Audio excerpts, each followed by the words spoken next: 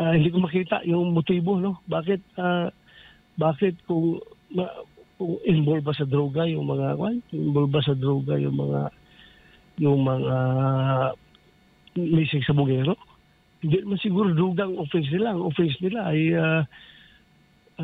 panyonyupi sa sabungan. Doon sa isabong. Bakit naman ikukunik nila? Siguro kung sabihin nila yung mga tao na ay pulis ang gumawa, pulis ang gumawa, di pakasuhan niyo yung pulis. Huwag niyo hindi naman na ginagawa, kung sila man na gumawa nung pagpatay doon sa missing sa bungero, hindi naman na ginagawa yun dahil sa war on drugs. Ginawa lang yun dahil sa pera na natatanggap nila dyan sa bilang suhol sa kanilang ginawa nila yan nung suhol galing dyan sa nagpapautos dyan sa pagpatay ng mga tao na yan. Diba? Opo. Malayo. Hindi makunik.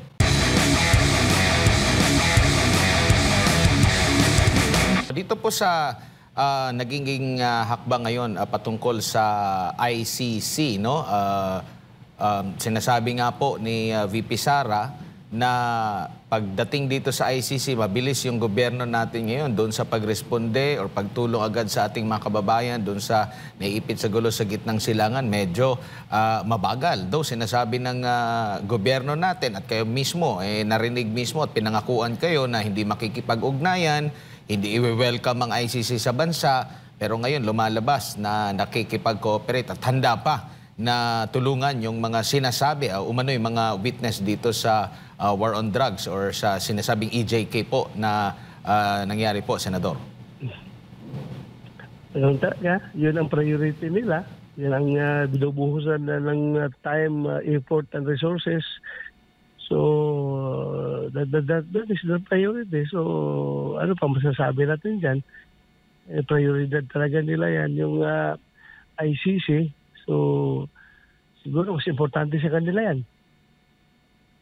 Opo. Samantala, dito naman tayo po sa missing sa bungero po, Senador, kasi meron na namang mga pahayag din po, parang iniuugday na naman dito po sa war on drugs. Nandun agad, kinakabit agad sa mga sa issue po ni President Duterte, former President Duterte. Yung mahirap dyan sa gobyerno, no? Imbis maganda na yung kinatakbuhan ng kanilang investigasyon, sabi ko sa kanila, kuha na lang, you work where your evidence is leading you to. Kung saan papunta yung ebidensya, doon kung papunta doon sa mga pulis o sino, may mga government official na tatamaan dyan sa kanilang investigasyon, hindi pa na sila ng kaso. O wag yung hindi pa nag-wrap up yung kanilang investigation. Meron na kagad sila mga teorya na kinakabit sa war on drugs. Yung anong connection doon? Anong connection doon? Bakit ganun kagad? So, ang tao tuloy mag-iisip na ito, pamumulitikan naman ito. Matagal na itong tumahimik itong kaso na ito. Tapos ngayon, kinakalkal na naman kasi gustong idikit doon sa mga Duterte at sa Duterte administration itong mga krimen na ito. So, nakakawalang gana tuloy imbis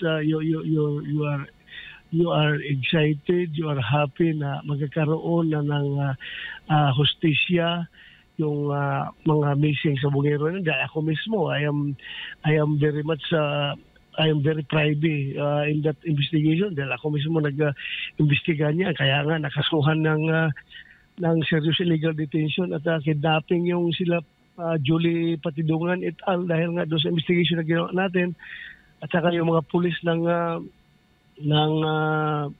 Batangas PPO, mga intelligence operatives na positively in-identify nung asawa, mother at kapatid nung isang kuwan ng pitmaster, yung para may beating station ba yun? Master yun yung si Lasco. Kaya nga nakasuhan yung mga pulis na yun dahil sa ating investigation. Tapos ngayon, ipipilit na naman nilang i-connect sa war on drugs. Hindi ko makita yung motibo, no? Bakit kung involved ba sa droga yung mga involved ba sa droga yung mga missing sa bungero. Hindi naman siguro droga ang offense nila. Ang offense nila ay panyonyupi sa sabungan. Doon sa isabong. Bakit naman ikukunik nila?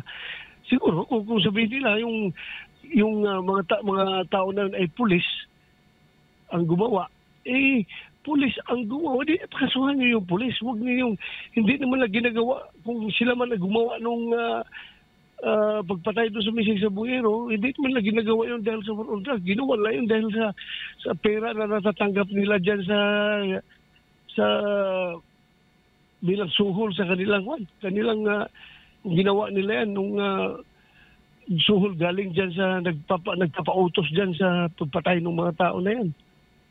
Diba? Opo. Malayo. Hindi makunik.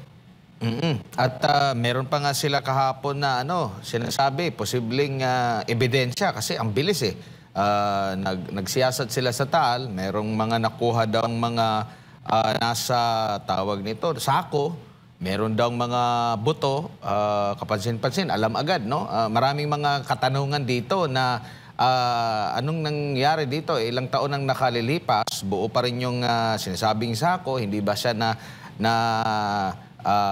kumbaga na-decompose or kung ano ba, tapos bakit biglang mabilis na nakita yung sa lugar mismo. Maraming mga katanungan, imbis na mabigyan ng kasagutan yung kaso, mas more na nag-open po sa mga katanungan po, Senador. Yun nga, dapat kaya meron naman tayong technology na mag-probe or disprobe sa mga ebidensya na nakikita. Dahil lang yan, ipa-DNA nila yung mga buto na yan. At kung kanino mag-match, kung mag-match sa isa sa mga missing sa bungero, then probably it can be taken into as evidence yung mga buto na yan. Opo, kayo po ba pangungunahan din or meron na bang mga komite kayo ngayon, Senador, or yung komite mo last time, yun pa rin yung magiging komite mo ngayon? Most likely, Admar, most likely dahil nga meron naman tayong principle of the equity of the incumbent. So most likely, yun pa rin ang hawakan natin. At ito pong issue po ay muli po bang mabubuksan yung investigasyon dyan po sa Senado? So far, kung yung committee ko is concerned, nagsubmit na kami ng committee report, no? At it was adopted by the Senate at nandun yung mga recommendations natin. But then kung meron mag-file ng resolution at ma-refer ito sa committee ko, I am willing to reopen the investigation.